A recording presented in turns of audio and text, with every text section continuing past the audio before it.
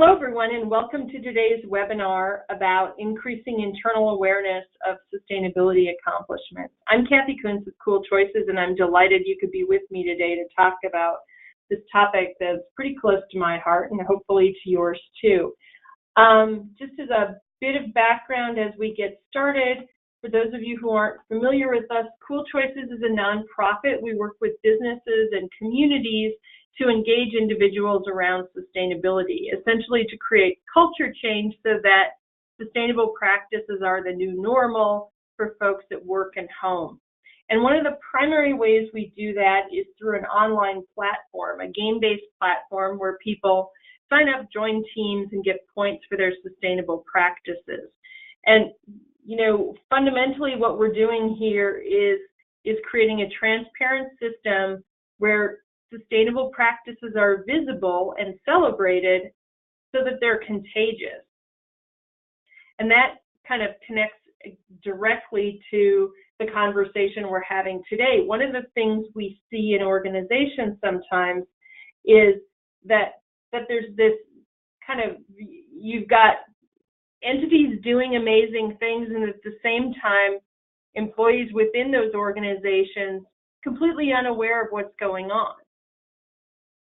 Kind of going, oh, I wish that was happening here at our organization, and it is. I think maybe the most striking case of this that I can think of when a decade ago, when I was still working in traditional energy efficiency, I remember interacting with a manufacturer where their new VP of sustainability shared a story about how about 2 weeks into her position, the CEO called her into his office and showed her this ad from a competitor in a trade magazine where the competitor was talking up their recycling rate, how they'd accomplished whatever, 10% recycling, let's say. And the CEO said, you know, this is why I hired you. The competition's killing us on these things. Why can't we get to that rate? And so she convened a group of stakeholders to talk about, you know, why they couldn't get to this rate. And what she learned in that meeting was they were already well past that rate. They were over 20% recycling. But they weren't talking about it because they didn't think that was particularly noteworthy. That some of the sense in the room was, you know, we'll talk about it when we're at 70%. This isn't a number we need to brag about. And so that disconnect, that essentially keeping what they were doing a secret was like really confounding. And, you know, fundamentally, I think the most important message I'm going to say today in this webinar is don't keep what you're doing a secret. You know, there's a challenge already that so much of what we do around sustainability isn't always visible to others. Somebody walking through your facility doesn't necessarily know what energy efficient or water efficient equipment you've installed. Don't exacerbate that by keeping what you're doing a secret. You really want to do everything you can to make change visible. And, you know, this is really important because we're human beings and we take cues from what's visible. So if I can see that we're making efforts to conserve energy, that's going to influence my behavior. If I can't see that any of that's going on, it's not going to influence me. And so it means you need to think about how you make it visible, but you also need to look for every single opportunity to share an update. If there's a microphone, you should be talking about what you've accomplished to date around waste or energy or water or fleet operations. That people should get used to hearing some update from you about the amazing stuff that's going on around sustainability, so that they're aware that this is part of what's important to the organization. What's important gets talked about. So you need to be talking about this. And I know as I say that, some of you are thinking, we're not ready to talk about it. There are things we don't have figured out yet. We've got stuff that's still not ready for prime time. And I don't think you need to share all the gory details. but you need to share. And unless you are at the point where you haven't done anything, where there's no recycling, there's no effort to save any energy, any water, etc., then you should just get your house in a little order. But otherwise, you've got things to talk about. You've got victories you've made. You've got information on how much energy we use this year versus last year and what we're doing to improve that. And partly you need to share that, and I know this always sounds corny, but this really is a shared journey. If we're going to get to a greener place, you need to tell me how we're doing and what else I could be doing to help.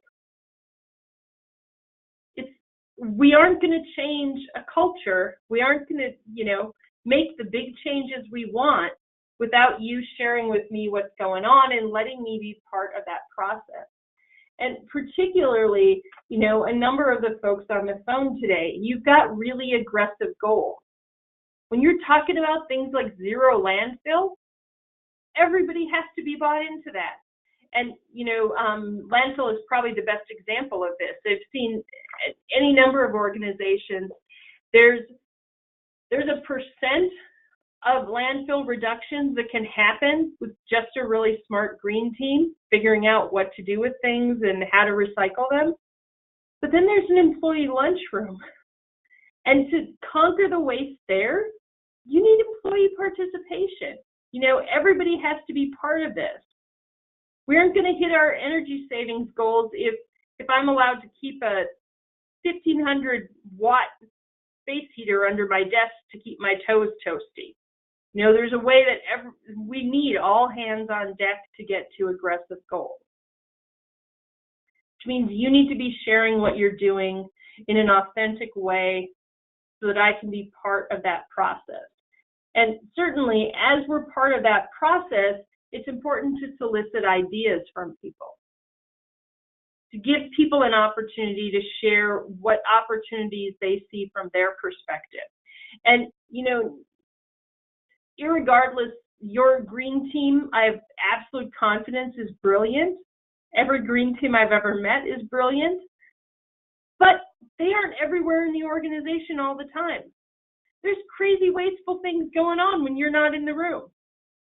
And giving people a chance to go, hey, here's the kind of weird thing we do in my department, is a good opportunity to capture some of those low-hanging fruit opportunities that you might not otherwise know about.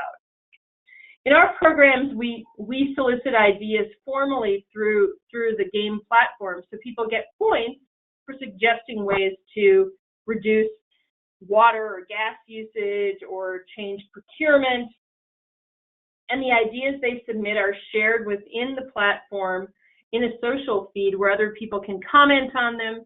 We also deliver those ideas back to our clients and say, okay, here's hundreds or thousands of ways individuals in this organization thought things could change. And it's really important for our clients to then act on those ideas, to let people know they were heard, and wherever feasible to move those ideas forward. We've one past partner who's really a rock star around this. What Amanda does is she reviews the ideas and reaches back out to the suggestors. So she'll turn to Bill in accounting and say, wow, Bill, you identified this way that we could save a lot of paper in accounting. Let's talk about how you can help make that change happen.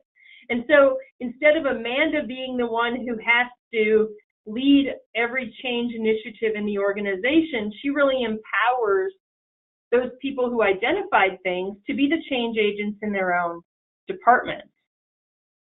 And so she kind of creates this whole cadre of folks who are empowered to reduce waste in very specific ways inside their piece of the operations. And it's a powerful kind of way to make that happen and to give people that opportunity to be part of the solution. And that opportunity is really important.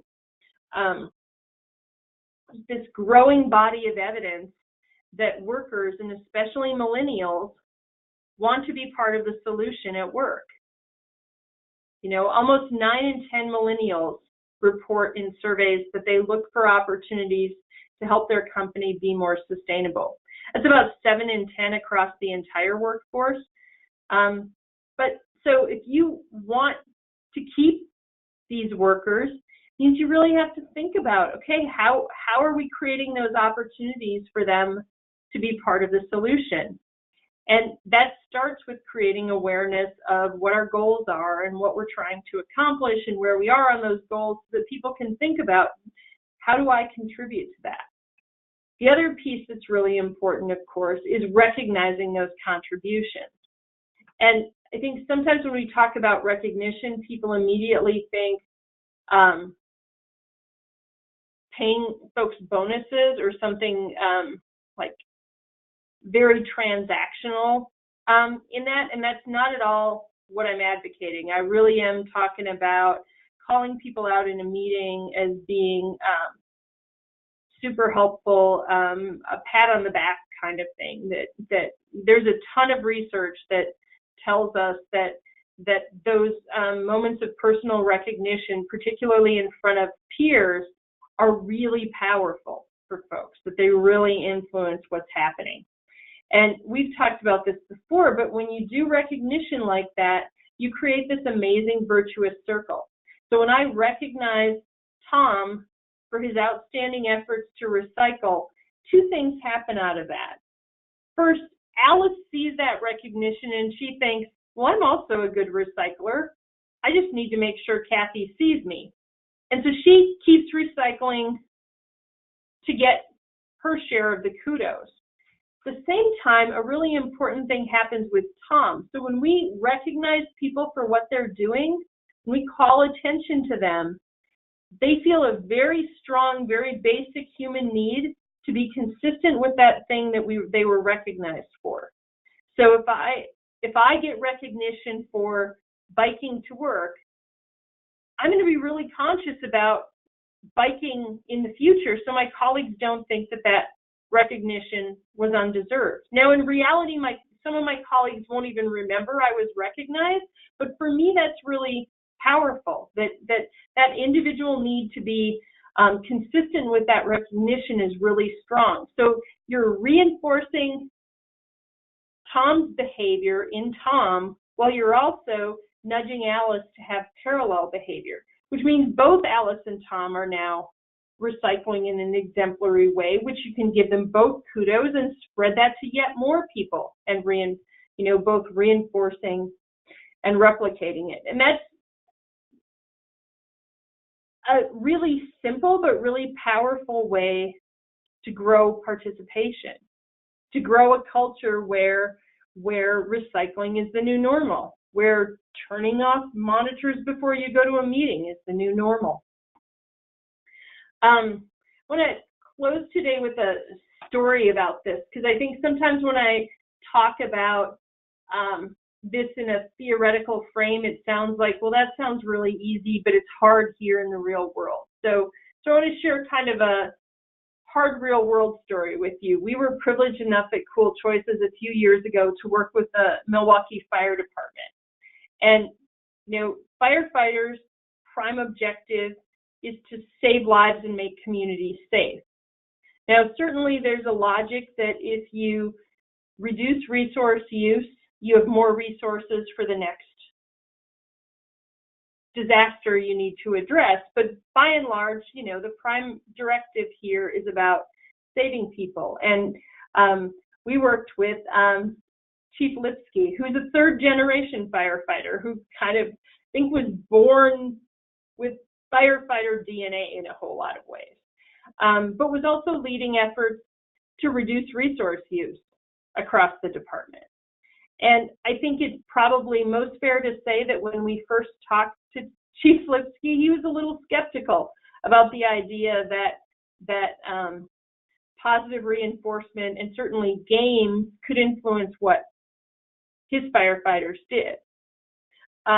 I think at one point he told me they would eat me alive if I said that to them. But in any case, we move forward. And we worked with a team of his folks to celebrate what people were doing, to show them the connection between resource use and the priorities they had as firefighters. We talked about the progress the department was making on reducing resource use and how that freed up funds for things that firefighters cared about more than they cared about gasoline or electricity. I mean, they care about safety equipment and other cool stuff that I wouldn't know how to operate. And, you know, it's a really, I think, good example of how simple communications and engagement can really move the momentum. You know, part of what we discovered there is firefighters who are doing amazing things to reduce resource use on their own in parts of the department that nobody even knew about.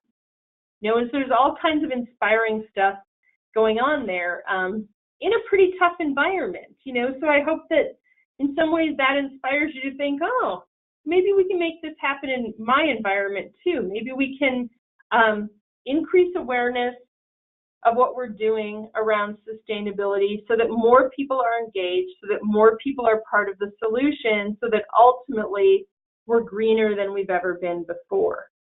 That indeed is the quest.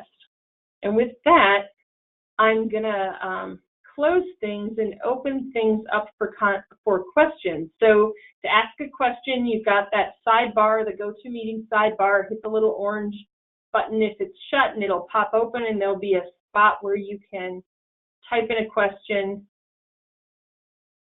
And it looks like we have a question right now about says, I hear you that visibility is important, but we're pretty cautious. How can I influence our lack of communication around these things? And I think to some extent it's a great question. I think one of the things to pay attention to is sort of the other economic imperatives around these things. So increasingly for lots of businesses in lots of different industries, workforce issues are becoming more and more important. You know, we've got the baby boom retiring out of the workforce in record numbers, and any number of industries talk about the kind of challenge to find and retain qualified workers. I saw data yesterday that something almost half of workers say that they would not recommend their employer to someone else if their employer didn't have a good environmental track record. And so it seems to me entirely risky to have a whole chunk of your employees not know if you have a good environmental track record or not. You know, you want your employees to be ambassadors for your brand, to be telling their friends and neighbors that your company is a good place to work, that you're a leader. You want them to not only generate new customers for you, but also new employees for you. And they can't represent you if they don't know what you're doing.